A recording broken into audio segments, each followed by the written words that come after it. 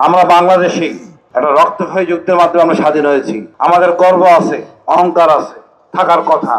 ভারতের এটা নাই। আমাদের দেশের বড় সমস্যা হলো সুশীল, আর তার কর্ণধার হলো এই প্রথম আলো, ডেইলি স্টার। এনারা নিজেদেরকে কি মনে করেন জানি না, এনারা মনে করেন দাড়ি টুপি নীতি সম্প্রদায়ের। পরিষ্কার বুঝাই দিতে হবে, আমাদের হাদি মাওলানা ভাসানী এরা মাদ্রাসা ব্যাকগ্রাউন্ডের। আমাদের গর্বের, আমাদের বিডিআর কমিশনের একজন জেনারেল ছিলেন, জেনারেল ফজলু, যে কমিশনের প্রধান ছিলেন, ইনিও মাদ্রাসা ব্যাকগ্রাউন্ডের। তো ছোট করে দেখার কিছু নাই। যত বিপ্লব হয়, এই বড় লোক আরামে থাকা লোকজন বিপ্লব করেন না, যুদ্ধ করেন না।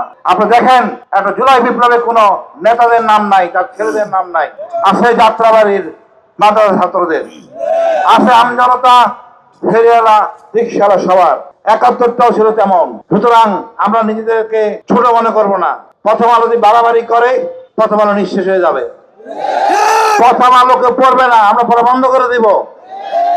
আমরা ৯০ ভাগ দেশের ৯০ ভাগ মুসলমান, আমরা তাও বলি শান্ত প্রিয়, শান্তভাবে থাকবো। আমরা অন্য ধর্মকে সম্মান করি এবং কাছে রাখি, কোন রকম বিভেদ করি না। আমাদেরকে উস্কানি দিচ্ছে যাতে আমরা কিছু একটা করি। আরে ভাই, আগুন লাগালো ঠিক আছে, কে লাগাইলো বলেন না। আপনার ওখানে তো ভিডিও ক্যামেরা থাকার কথা, আপনার এখানে ফায়ার এক্সটিংগুইশার থাকার কথা, সেগুলি কোথায়? আপনার ডিউটি কোথায়? আপনি তো নিজেকে নিরাপদ রাখেন নাই। এখন আপনি ৭৪ ধারা ব্যবহার করতেছেন আলেমদের বিরুদ্ধে। খুব সহজ টার্গেট।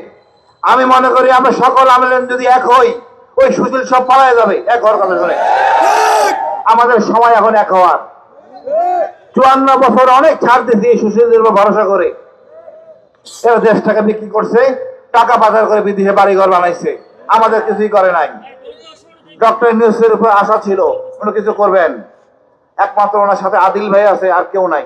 সব বাটপার। খুব লজ্জা লাগে এরা যখন কোন চাঁদাবাজি বা কোন অনৈতিক কাজ করে। আশা ছিল এরা ২৪ ঘন্টা কাজ করবে, সপ্তাহে ৭ দিন কাজ করবে, কিছুই করে নাই। কোন সংস্কার করে নাই। যে আগের মতোই নির্বাচন হয়, আপনারা আনছেন কেন? আমরা আগের মতো নির্বাচন হচ্ছি। তবে লজ্জার বিষয় হলো আপনি আবার হুজুরদের ধরতেছেন। এইটা মোটেও কাম্য না। এরা ধর্মীয় নেতা, জনগণকে দিক নির্দেশনা দেয়। আমি মনে করি ফেসিবাদ শেষ হয় নাই, আমাদের আবার সংগঠিত হইতে হবে। আমাদের সময় বেঁধে দিতে হবে সরকারকে। আপনি যদি না ছাড়েন, আপনার আসলে আপনি থাকতে পারবেন না। আমরা আবার শাহবাগ দখল করব। আমরা সম্পূর্ণ এলাকা দখল করে অকেজ করে দিবে সরকারকে। সকল বিদেশিদের বলবো, দেখেন এরা জালিম, ফ্যাসিস্ট এখনো যায় নাই, আমাদেরকে নিপীড়ন করতেছে। এই ফ্যাসিবাদ চলতে পারে না। ফ্যাসিবাদের জন্য আন্দোলন উচিত ছিল বিপ্লবী সরকার করার, সরকার ব্যর্থ হয়েছে। এবার যদি হয় কিছু, বিপ্লবী সরকার হবে, সব কটাকে প্রকাশ্যে জোরানো হবে, কোনো ছাড় দিব না। বাংলাদেশে ভারতে যাওয়া থাকবে না। ভারত প্রেম বাংলাদেশে চলবে না। আগামী রাজনীতি ভারতের হবে না।